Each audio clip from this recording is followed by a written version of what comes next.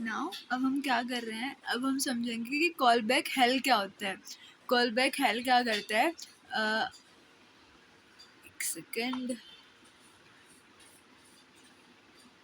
Call back एक hello हमारी एक ऐसी सिचुएशन या फिर कॉमन फिनोमिना होता है जब वो कब अराइज होता है, जब हमारे पास में मल्टीपल कॉल बैक्स को जब हम वो नेस्टेड हो जाते हैं with with in one another, मतलब मल्टीपल कॉल बैक्स फंक्शन को एक के अंदर एक हम जब उनको क्रिएट कर देते हैं हमारे पास में हो जाते हैं। और ये मोस्टली कब अकर होता है, मतलब जब हमारे पास में जो सीरीज है एसिंक्रोनस टास्क की जो that depend on each other on the result of previous task, ये कब आता है जब हमारे पास में मल्टीपल एसिंक्रोनस टास्क होते हैं और वो एक दूसरे के रिजल्ट के ऊपर डिपेंड कर रहे होते हैं, तब हमारे पास में ये वाला सिचुएशन अराइज होती है।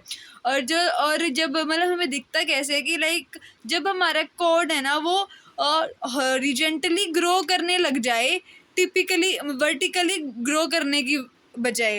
लाइक ये वाला देख सकते हैं कि प्लेस ऑर्डर प्रिपेयरिंग, और ये हमारे पास में मल्टीपल ये हॉरिजेंटल ग्रो कर रहा है। नेस्टेड कॉल बैक, एक कॉल बैक के अंदर दूसरा कॉल बैक है, वर्टिकल ग्रो करने की बजाय।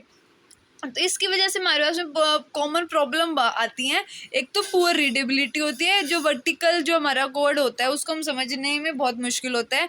कॉम्प्लेक्स उसकी एरर हैंडलिंग डिबगिंग भी बहुत ज़्यादा मुश्किल हो जाती है उसकी, और हार्ड टू मेंटेन। और एक ये होता है कि एक्सटर्नल डिपेंडेंसी अराइज हो जाती है दूसरे के ऊपर, लाइक कि कॉल बैक है क्या क्या मतलब फंक्शंस है, एक फंक्शन पहला वाला फंक्शन को 2 3 4 ऐसे फंक्शन है, पहला दूसरा फंक्शन पहले वाले के ऊपर डिपेंड है, तीसरा दूसरे वाले के, दूसरा कॉल करेगा तभी है कॉल होगा, चौथा फंक्शन तब कॉल होगा कॉल बैक फंक्शन जब तीसरा उसको कॉल करेगा। अगर मान लो बाई चांस सेकंड वाला कॉल फंक्शन है वो कॉल ही ना करे थर्ड को, तो जो हमारे जो अगले हैं वो सब वेस्ट हो जाएंगे। तो ये हमारे पास में कॉल बैक हेल्प की सिचुएशन होती है।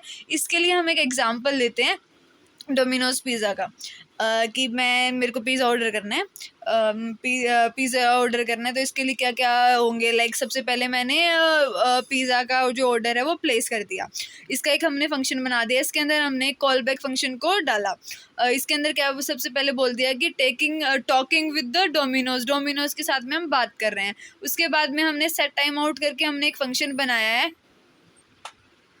तो फिर हमने एक सेट टाइम मतलब जो फंक्शन बनाया इसके अंदर हमने क्या कर दिया कि जैसे नॉर्मल सी बात, हम किसी से बात कर रहे हैं ऑर्डर प्लेस करने के बाद बारे में, तो 2-3 मिनट लगेंगी, 2-3 सेकंड लगेंगी ऑर्डर को प्लेस करने में। तो फिर 2 सेकंड के बाद में वो प्रिंट करा रहा है कि ठीक है आपका ऑर्डर है वो सक्सेसफुली प्लेस हो चुका है।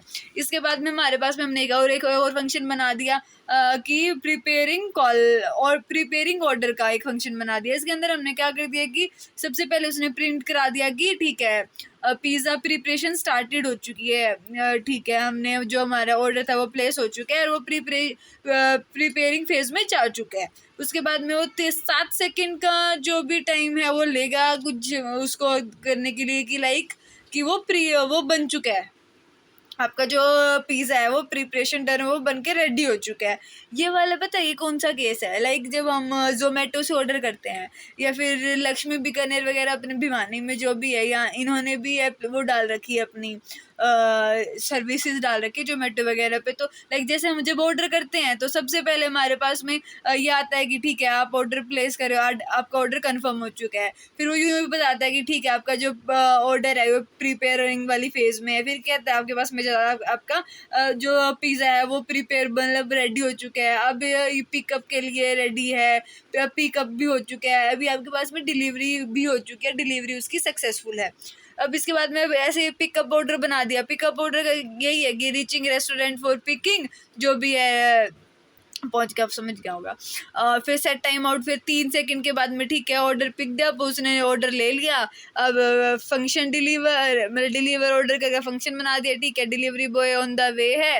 और फिर उसके बाद में अब जो आपका ऑर्डर है वो सक्सेसफुली ऑर्डर हो चुका है। 5 सेकंड के बाद में ये वाला प्रिंट हो जाएगा जब हम आउटपुट निकालेंगे। तो हम इसको कॉल कैसे कर रहे हैं, कॉल सबसे पहले नॉर्मल जब हम किसी फंक्शन को यहाँ पे जो प्लेस ऑर्डर हमारा सबसे पहले वाला फंक्शन था, इसको जब हम कॉल करेंगे तो हम इसको कॉल तभी करेंगे ना प्लेस ऑर्डर करके।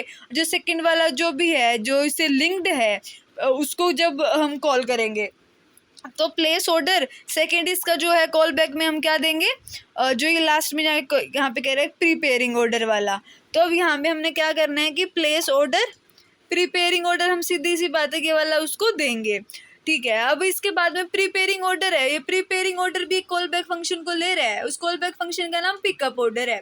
तो ये वाला फंक्शन अब हमें देना होगा, तो हम इसको कैसे देंगे मल्टीपल, अब तो ऐसे थोड़ी कर सकते हैं प्लेस ऑर्डर प्रीपेयरिंग ऑर्डर फिर प्रीपेयरिंग ऑर्डर के अंदर जाके देंगे फिर वो गलत हो जाएगा।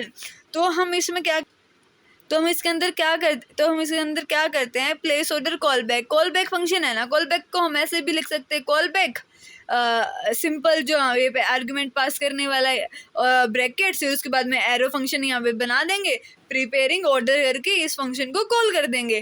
कॉल बैक को हम ऐसे भी तो कर सकते हैं, मतलब ये वाली जो वैल्यू है उसको इसके अंदर डाल दिया हम लोगों ने। तो अब ये ऐसे ही बनाया हुआ है ये वाला फंक्शन, मल्टीपल को एक के बाद एक कॉल कर रखा है। प्रीपेयरिंग ऑर्डर ये वाला यहाँ से स्टार्ट है, यहाँ वाले इसके अंदर सिर्फ हमारे पास में था कि प्रीपेयरिंग ऑर्डर जो फंक्शन है इसको इतना सा कॉल कर दिया, इतना सा कॉल करना।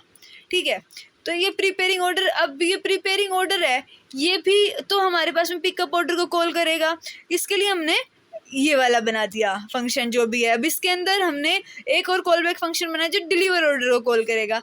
बात क्या है कि इधर हमने क्या करना था, प्लेस ऑर्डर फंक्शन है वो कॉल करेगा प्रीपेयरिंग को,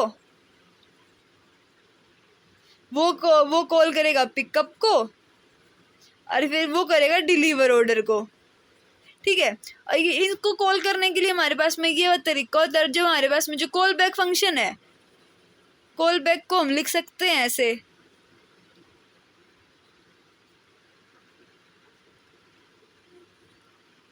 हमारा ये नॉर्मल तरीका होता है कॉल बैक फंक्शन को लिखने का, इसके अंदर जो भी हमारी स्टेटमेंट है वो आ जाएगी। ठीक है, तब हमने यहाँ पे ऐसे ही करा है कि प्लेस ऑर्डर जो ये वाला तरीका था ये वाला उठा के यहाँ डाल दिया, यहाँ पे इसकी जगह पे ये वाले इतना कोड एज इट इज़ डाल दिया, बाहर वाले ब्रैकेट एज इट इज़ हैं, ये बाहर वाले ये वाला ब्रैकेट और ये वाला ब्रैकेट ये है, और जो ये स्टार्टिंग का और ये वाला स्टार्टिंग का ये वाला इसके जो हम कॉल बैक फंक्शन को लिख सकते थे वो तरीका है। अब इसके अंदर हमने कॉल किसको करना है, ये प्रीपेयरिंग ऑर्डर को हमने ये यहाँ पे लिख दिया, तो ये प्रीपेयरिंग ऑर्डर यहाँ पे आ गया। प्रीपेयरिंग ऑर्डर जो यहाँ पे आ गया, ये प्रीपेयरिंग ऑर्डर क्या करेगा हमारे पास में, अब इसको फिर से ये वाला सिस्टम आ गया इसका, यहाँ पे प्रीपेयरिंग ऑर्डर आ गया, यहाँ पे हमारे पास में पिकअप ऑर्डर वाला आ गया।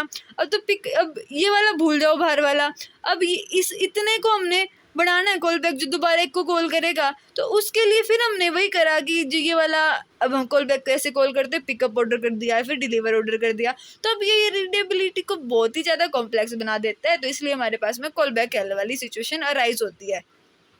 ये वाला फंक्शन है ना, जो ये वाला पूरा कोड है, ये कोड बहुत बड़ी, मतलब आगे जब हम इसको प्रोमिसेस वाला करेंगे उसी में एक बार इसको दोबारा यूज़ करेंगे इस कोड को, तो प्लीज़ इसको अच्छे से समझ लियो, तो हम इसको दोबारा यूज़ करेंगे।